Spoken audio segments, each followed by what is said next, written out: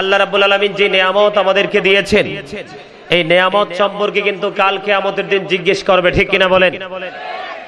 এখন এই নিয়ামত সম্পর্কে কি উত্তর দিতে পারবো আমরা? আপনি জানেন আমরা যে এই যে আল্লাহ রাব্বুল আলামিনের গোলামি থেকে, রাসূলকে মুখ থেকে মহব্বত করি, অন্তর দিয়ে কিন্তু রাসূলের মহব্বতের কাজ আমরা করি না, ঠিক কিনা বলেন?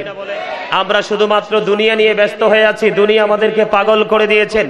আল্লাহ রাব্বুল আলামিন সূরা আলে ইমরানের 185 নম্বর আয়াতের শেষ অংশে আল্লাহ রাব্বুল আলামিন জানিয়ে দিয়েছেন, ওমাল হায়াতুদ দুনিয়া ইল্লা মাতাউল গুরুর, এই পৃথিবীর জীবন, এই দুনিয়ার জীবন একটা ধোঁকা ছাড়া আর কিচ্ছু না। কি এই দুনিয়াটা কি একটা ধোঁকা ছাড়া? আর আপনি কি জানেন আল্লাহ রাব্বুল আলামিন আপনার সম্পর্কে, আমাদের সম্পর্কে কি বলেছেন?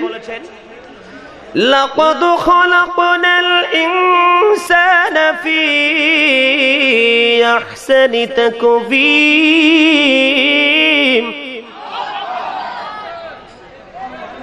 আমি কি বলবো আপনারা কৃপণ? আপনারা কি কৃপণ?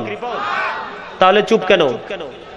আর না হলে মনে করবো আপনারা শহরের মানুষ, তো চট্টগ্রামের সবচেয়ে মানে শিল্পপতি আছে চট্টগ্রামে সবচেয়ে বেশি খুলশিতে, ঠিক না?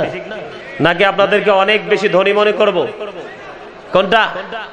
সম্মানিত উপস্থিতি, দুনিয়ার ধনী কিন্তু সব সময় সুখী না। The rich are not always happy. ধনীরা সব সময় সুখী না, তবে হ্যাঁ, ওই ধনীরা অলওয়েজ সুখী। আল গিনা গিনান নফস, প্রকৃত ধনী হলো আত্মার ধনী। ওই ধনী কিন্তু দুনিয়াও সুখী, পরকালেও সুখী, ঠিক কিনা বলেন? আমি এখানে আপনাদেরকে বাঁচানোর রাস্তা দেখানোর জন্য এসেছি, মরান না। আল্লাহ রাব্বুল আলামিন বলেছেন, কু আনফুসাকুম ওয়া আহলিকুম নারা।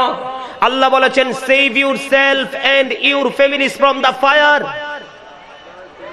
তুমি এবং তোমার আহলকে জাহান্নাম থেকে বাঁচাও।